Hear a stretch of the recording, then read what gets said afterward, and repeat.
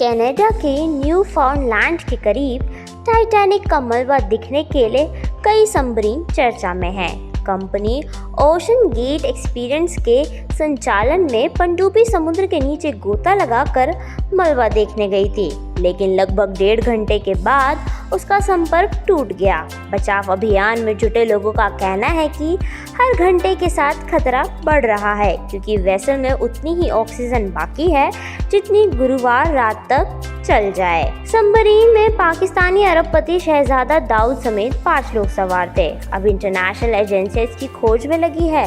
हर घंटा बीतने के साथ लोगों के जिंदा होने की उम्मीद कम हो रही है, लेकिन सवाल ये उठता है कि करीब 100 साल पहले डूबे टाइटैनिक का मलबा देखने के लिए लोग क्यों गए थे, वो भी करोड़ों रुपए लगाकर। तो चलिए आपको बताते हैं पूरा किस्सा। पनडुब्बी में सारे के सारे ऐसे लोग सवार हैं जो अरबपति है या ऐसे परिवार से जो ताल्लुक रखते हैं। वे सभी टाइटैनिक टूरिज्म का हिस्सा बनने के लिए गहरे समुद्र में गए थे। टाइटन नाम की पनडुब्बी समुद्र में 13,000 फीट का गोता लगाकर उस जगह पहुंचती है जहां साल 1912 में टाइटैनिक नाम का जहाज डूबा था।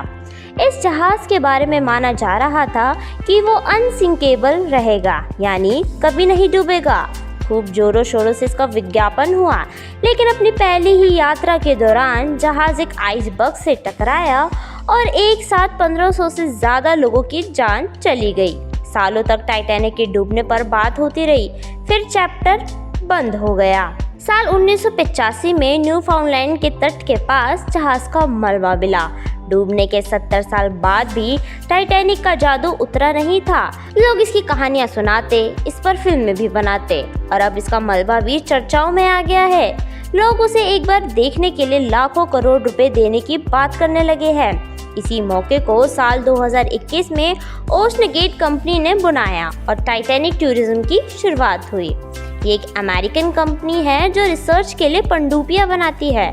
टाइटैनिक टूरिज्म के लिए उसने एक खास पनडुब्बी तैयार की जिसका नाम दिया टाइटन। कंपनी की वेबसाइट पर दावा है कि वो 13,000 से कुछ ज्यादा फीट की गहराई तक आसानी से गोता लगा सकती है। जहाज का मलबा भी अटलांटिक में 12,500 फीट नीचे पड़ा है, लिहाजा पनडुब्बी के जरिए यहाँ तक भी पहुँचा जा सकता है। टाइटैनिक के मलबे तक जाने की यात्रा को पूरी तरह सेफ बनाने के लिए पनडुब्बी को कई बार टेस्ट ड्राइव करवाया गया। लगभग 10,000 किलोग्राम वजनी इस वेसल में 90 घंटों के लिए ऑक्सीजन भी रखी गई ताकि इमरजेंसी में काम आ सके। टाइटन के बारे में कंपनी ने यहाँ तक दावा किया कि फिलहाल गहरे पानी में जाने के लिए से सुरक्षित कोई वेसल नहीं है। 5 लोगों की सवारी वाली पनडुब्बी में वो प्रति व्यक्ति लगभग 2 करोड़ रुपए चार्ज करने लगी।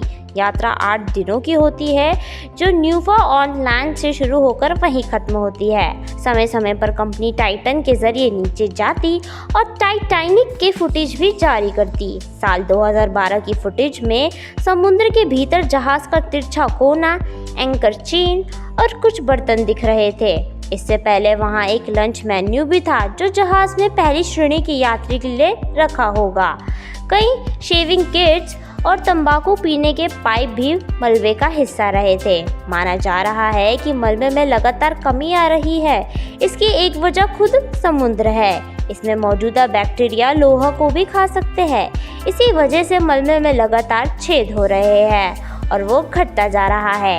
एक्सपर्ट्स यहाँ तक मान रहे हैं कि अगले 10 से 15 सालों के भीतर ये मलबा भी पूरी तरीके से गायब हो जाएगा। इसलिए यही वजह है कि टाइटैनिक टूरिज्म अमीर सैलानियों को ज़्यादा खींचता रहा। वे एक ऐसे सफ़र का हिस्सा बनना चाहते हैं जो किसी ने नहीं किया। ये अलग बात है कि इसका असर भी मलबे पर होगा, वो और तेज़ी से ख़त्म होने लगेगा।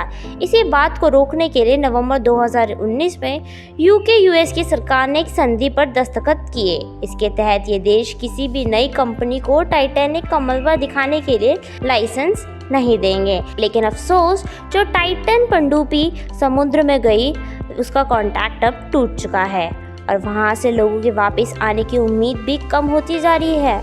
तो अब वो लोग वापस आते हैं या नहीं, ये तो खैर बाद में पता चलेगा। लेकिन तब तक के लिए देखते रहिए NTV निष्पक्ष। धन्यवाद।